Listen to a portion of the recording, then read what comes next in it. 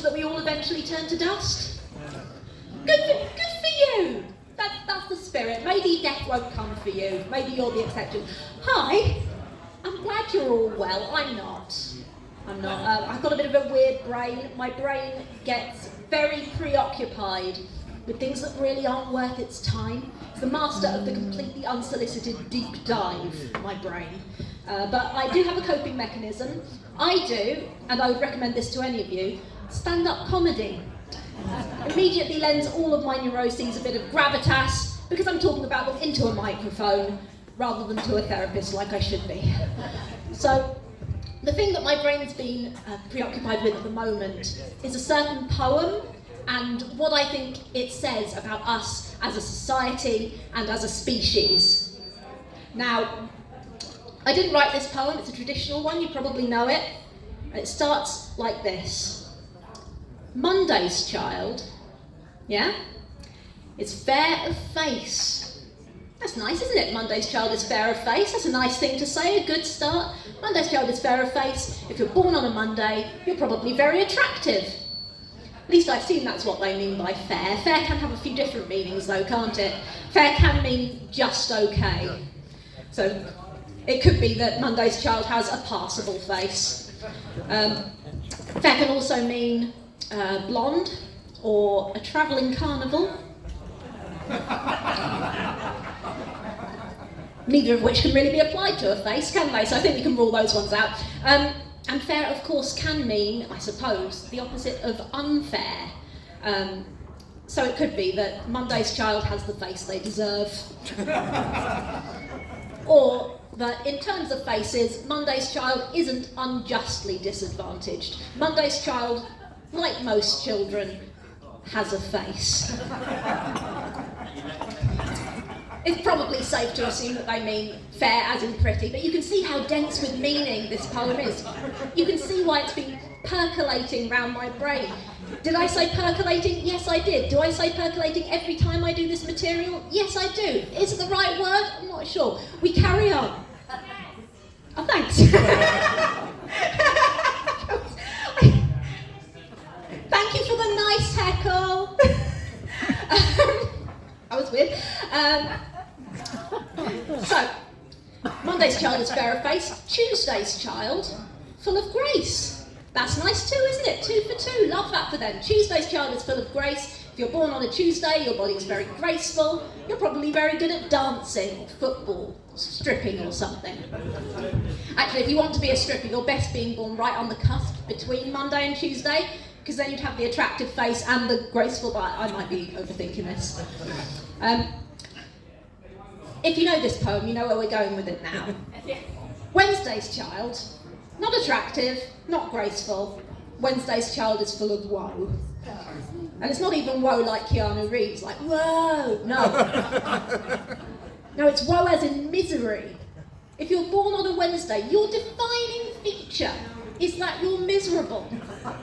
Fuck you if you were born on a Wednesday, according to tradition. What? So I was born on a Wednesday. Yeah, I was ADAB, assigned depressed at birth, and in my defence, I've met, if not surpassed, my potential, so go me. To quickly finish off the poem, Thursday's child has far to go. If you're born on a Thursday, you pop out of your mother's downstairs area, the midwife immediately drop kicks you way across the field, the crowd goes wild. That's what happens if you were born on a Thursday. Friday's child is loving and giving, so if it's not so much stripping as sex work you're into, ideally you'd want to be born on a Friday. Saturday's child works hard for a living. They have to because they're not attractive or graceful or kind, but at least they weren't born on a Wednesday. And finally, the child that was born on the Sabbath day is bonny and blithe and good and homosexual, and that's the end of it. What a load of rubbish. But don't get me wrong, I think it's absolutely delightful and fascinating the way we, as humans... Sorry, was that you, mate? Okay. It's fine. I think it's fascinating the way we, as humans, find meaning and patterns and things, but it can lead us to doing illogical stuff like attempting to put human beings in categories. And like, are you supposed to alphabetize them? Am I meant to have all of my family and friends lined up in alphabetical order? It seems like there are limited practical applications for that. You absolutely cannot colour code people. But yeah, people still try and put people in categories. And for instance, I have some traits. Don't know about you. I have some traits. I have some tendencies. There are some things about me. And a lot of people would tell you all of those traits, all those tendencies, all those things about me were preordained by the zodiac sign that I was born under. And I don't think I'm an exceptionally complex person, but I don't think that my horoscope can account for all of me.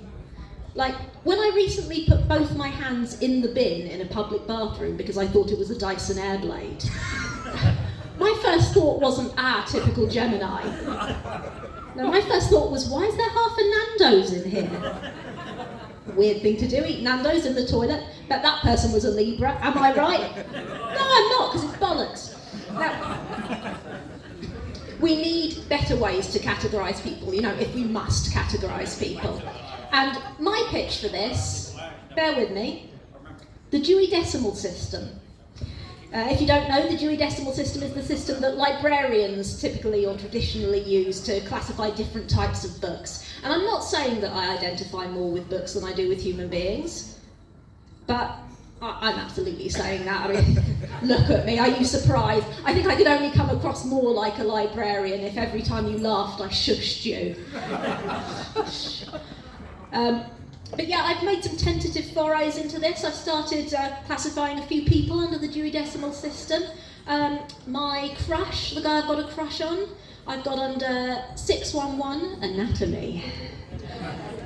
My ex, 616, diseases.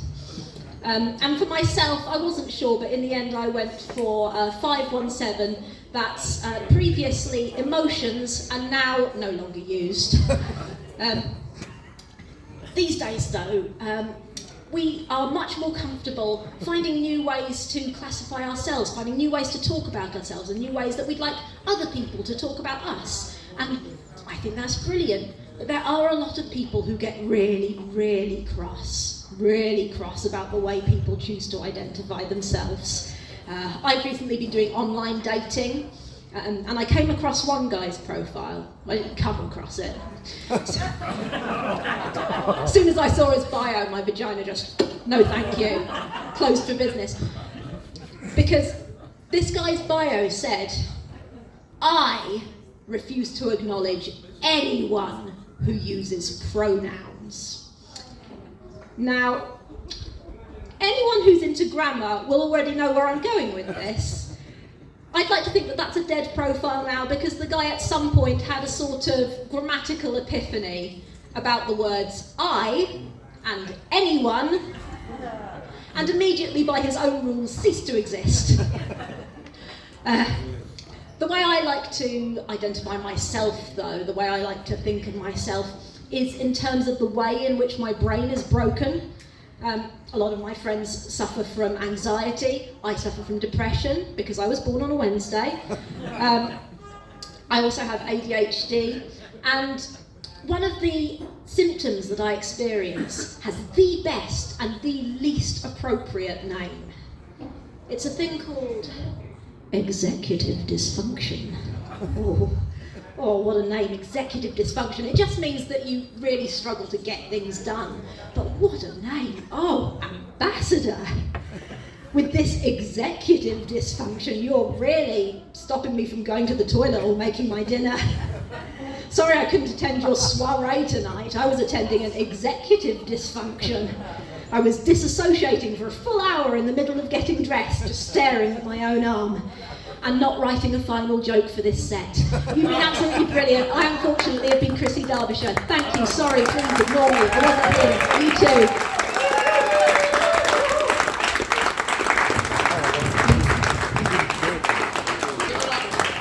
Chrissy, Derbyshire. Yeah. Yeah.